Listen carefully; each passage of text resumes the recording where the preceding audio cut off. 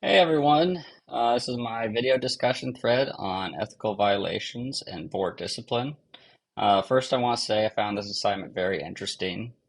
So the first question was, what are the most common reasons for a board to discipline a counselor, and what is your personal reaction as you read through the list? So the most common reasons for disciplinary action seem to stem from inappropriate relationships or comments, personal conflicts of interest, and dual relationships. There were some interesting outliers, though. My initial reaction was shocked to see such a long list. There were roughly 80 counselors, and the list only extended to the last 7 years. I thought the cases would be filled with salacious findings, yet this numbered only a tiny percentage. Half of the cases fell into the three categories I just mentioned. The other half was due to ethical violations ranging from improper record handling to not gaining permission from both parents to treat a minor. In fact, I would say the most unexpected case that I found was a counselor who obtained their license fraudulently, which I'm just amazed that you could get by with that. So question number two, what are some themes you see when you look at the common reasons for board discipline? So I partially answered that in the first question, but some common themes I was able to extract out were counselors' inability to document change in relationships or dual relationships, and counselors falsifying records. I also noticed a theme of counselors getting charged with a crime, which then resulted in disciplinary action by, in my case, the Board of Behavioral Sciences, charges that related to like drug and alcohol stuff. I'll also say that I was surprised by how many different ways someone could create an ethical violation pertaining to client records. It underscores for me the importance of knowing how to handle records and what the do's and don'ts are. So, question number three was choose one or more of the recent cases and discuss the following points. What behavior led to the discipline? I'm going to try my best to avoid pronouns to give away who this person is, although it's public record, so so the case I picked was a counselor in training who held a temporary LMHT license. Thought this related pretty well. The counselor provided services to their tenant and billed them for the session. The counselor was also found to be providing services to a close friend. So then I need to identify and share the ACA Code of Ethics and state codes that were violated. So the counselor violated subsection A.5.d of the ACA Code of Ethics, which states counselors are prohibited from engaging in counseling relationships with a friend or family members with whom they have an inability to remain objective. The counselor also violated A.6.b of the ACA Code of Ethics, which governs extending the boundaries of counseling relationship. So as far as state codes go, the counselor also violated Iowa Code Section 147.559, which is to knowingly make a misleading, deceptive, untrue, or fraudulent representation, in the practice of a profession or engage in unethical conduct or practicing harmful or detrimental to the public.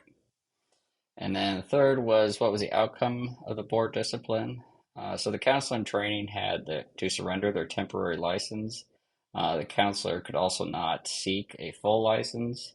It had some pretty vague wording in there that they could maybe apply for their temporary license again if the issues that came to this ethical violations were somehow resolved. Although in other cases I read, they detailed out exactly what the counselor would have to do, like take so many hours of ethical continuing education or ethical classes. That wasn't the case for here, so I sort of tend to lean to the fact that this counselor might not be able to get their temporary license back. But anyway, so question number four, what does the ACA Code of Ethics in your state code say about counselor impairment? The ACA Code of Ethics speaks to counselor impairment in the introduction of Section C and dedicates entire subsection to counselor impairment. The introduction speaks to the general concept of engaging and maintaining emotional, physical, mental, and spiritual well-being. Subsection C2.g of the ACA Code of Ethics is a lengthy paragraph. I read it, but I'll summarize it for time's sake. It's very long. Um, so, to summarize, um, Goes over the need to monitor oneself for any type of impairments and to seek assistance if the problems render the counselor unable to perform his or her job, and to help colleagues out if they are suffering any type of counselor impairment. The state of Iowa's code also has several sections that address this. Again, I will not read all of them out, but I did include the subsections in my reference. But the state of Iowa mandates that counselors report any type of impairment they might feel or notice that interferes with their inability. Also, as a counselor, you have to let the state investigate any claims of impairment, and a counselor must receive continuing education on counselor wellness and self-care. And finally, question 5, what is a question this brings to mind for you? So, well, not so much of a question. It's my first thought is that I need to know the ACA Code of Ethics like I know my Bible.